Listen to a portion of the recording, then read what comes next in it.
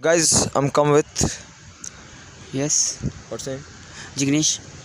I'm come with Jignesh. Tell me about तुला इंग्लिशमध्ये काय प्रॉब्लेम येतो? ते नाही बोलता येत मला, म्हणजे इंग्लिश समजती पण बोलता येत नाही असं आहे. अच्छा, आता काय प्रॉब्लेम येतो? बोलता काय येत नाही, काय रिझन आहे त्याचं?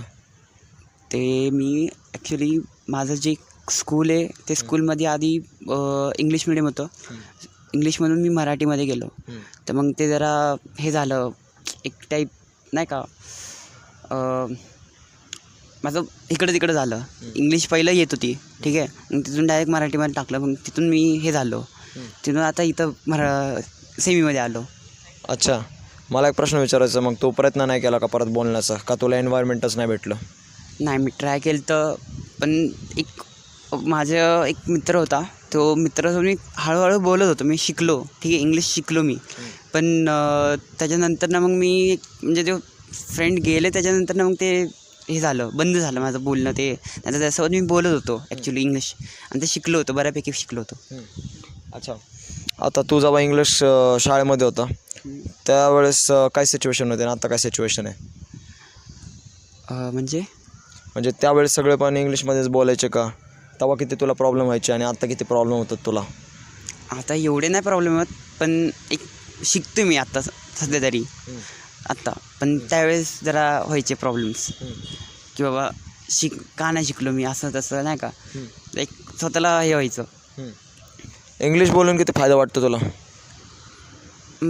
चांगलंच आहे, कारण की ती एक गुड लँग्वेज आहे. कारण की आपण जर समजा इंटरव्ह्यू द्यायला चाललो आहे तर आपल्याला रिस्पेक्ट असली पाहिजे, आणि एक आपल्याला हे असायला पाहिजे की इंग्लिश कसं बोलायचं आणि कसं नाही, काय एक हे असलं पाहिजे. आपण जर समजा दुसऱ्या कंट्रीमध्ये चाललो आहे, आपण आपली भाषा नाही बोलू शकत ना, त्यांना थोडी ना कळणार आहे, इंग्लिशमध्येच बोलायला लागणार आहे. इंग्लिश तरी कळते ना त्यांना, इंग्लिश शिकणं सो गुड. अच्छा, गुड. आता जर एक मराठीतला पोरगा असेल, फॉर एक्झाम्पल तो गावाकडून असेल आणि त्याला इंग्लिशबद्दल काहीच माहिती नसेल, तर मग त्याला काय करायला पाहिजे आणि कुठलं ॲप्लिकेशन आहे का जे तू रेकमेंडेड करणार? मी एकच ॲप रेकमेंड करणार, ती त्या ॲपचं नाव नाही माहिती ॲक्च्युली, पण मी एक वाचलं आहे, म्हणजे एक आहे ॲप, तर तिथून आपण शिकू शकतो. तर तिथून तुम्ही डाउनलोड करू शकता. इंग्लिश ॲप जरी तुम्ही सर्च केला तिथून तुम्हाला भेटणार.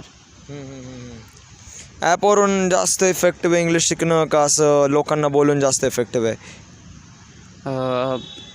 तुम्हाला जर एकदमच तुम्हाला येत नसेल तर तुम्हाला ठीक आहे, तुम्ही बोलू शकता, तुम्ही ॲपवरून शिकू शकता.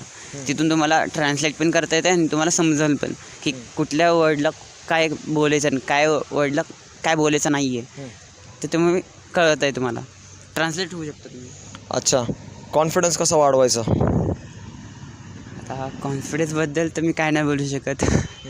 एक स्वतःमध्ये एक ऊर्जा असायला पाहिजे की स्वतः आपल्याला पुढे जाऊन काहीतरी करायचं आहे, आणि पुढे जाऊन कॉन्फिडन्स बनून ते काम करायचं आपल्याला.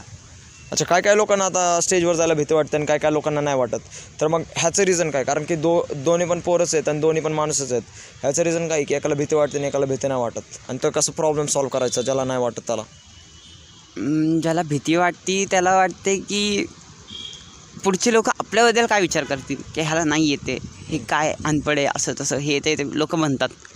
तर ते माझं सिच्युएशन.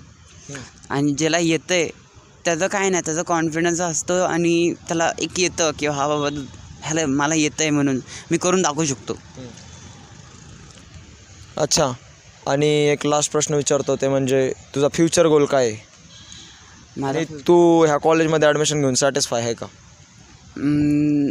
थोडाफार तर आहे मी सॅटिस्फाय, काय पण ह्या कॉलेजमध्ये घेणं असं नाही आहे की घाण आहे म्हणून, बऱ्यापैकी आहे, ठीक आहे. पण माझं सिच्युएशन काय, हे कॉलेज सोडून दुसरं कॉलेज घेतलेलं परवडलं. कारण की हे कॉलेज आता जे घेतलं आहे ते आहे सगळं छपरी मुलं आहेत, जरा छपरी. बघा गाईज, ह्याचं नाव Jignesh. Nice to meet you. Okay, have a nice day. Thank you. Cut कर. Do you want to